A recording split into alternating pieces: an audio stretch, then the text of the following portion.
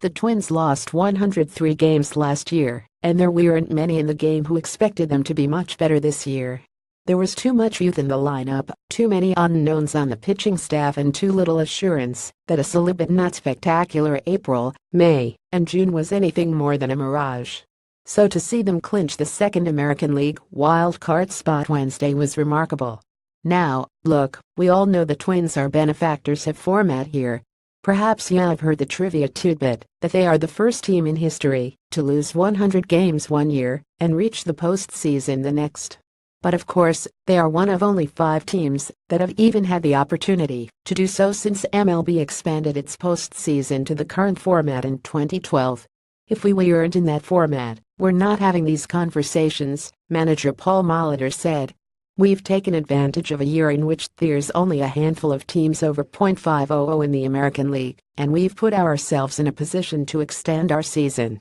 But this is still a remarkable position for a team that did what the vast majority of us considered to be the sensible thing at the non-waiver trade deadline in trading closer Brandon Kintzler to the Nationals and starter Jamie Garcia, who had only recently been acquired ahead of a brutal losing week to the Yankees.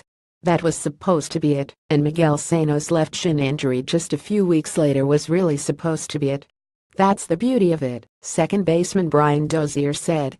People responded to that stuff and put us in the position we're in. Remember, Dozier wasn't supposed to be here. And by that I don't mean he wasn't supposed to be soaked in champagne in Minnesota's clubhouse. I mean he wasn't supposed to be in the Twins clubhouse at all. He was supposed to be dealt to the Dodgers, right? That was to be the first major test of Chief Baseball Officer Derek Falvey and General Manager Thad Levine, the analytically inspired minds who took over Minnesota's front office last offseason, extracting proper value out of Dozier after his monster 42-homer season in 2016. The Dodgers were willing to surrender one prospect of value for Dozier. The Twins wanted to. So here he is. And here they are. What Falvey and Levine inherited was not just a team that lost 103 games in 2016, but also one that won 83 games in 15. So the situation wasn't entirely dreary, and the upside presented by the likes of Jose Barrios and Byron Buxton was tantalizing, even if it wasn't widely expected to move the needle much. We had a good team, but something had to change, Dozier said. So we set out to change a lot of things at spring training. Clean a bunch of stuff up, just fundamental baseball that we had to be better at. The Twins went from minus 49 on the defensive runs saved scale last year to plus 11. Much of that is intrinsically tied to Buxton's full season in center, where has put together an adept Gold Glove Award campaign.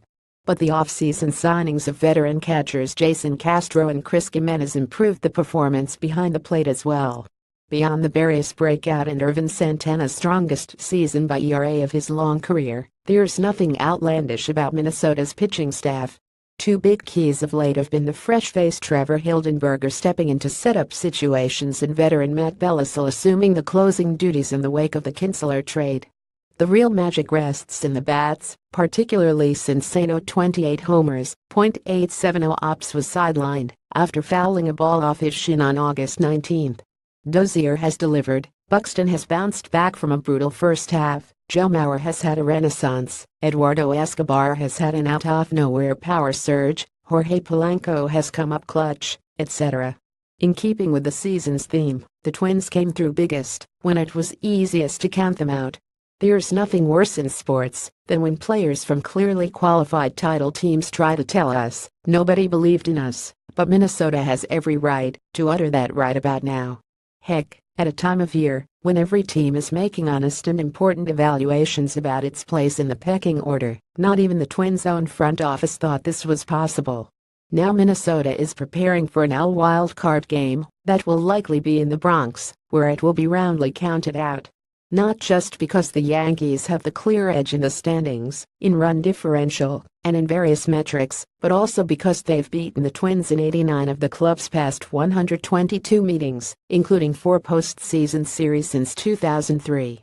But the Twins beg the question of why would we even bother to count them out now? Nothing phases us, Dozier said. Who cares who we're playing? Who knew they'd be playing in that game at all? Anthony Castrovins has been a reporter for MLB.com since 2004. Read his columns and follow him on Twitter at @Castrovins. This story was not subject to the approval of Major League Baseball or its clubs.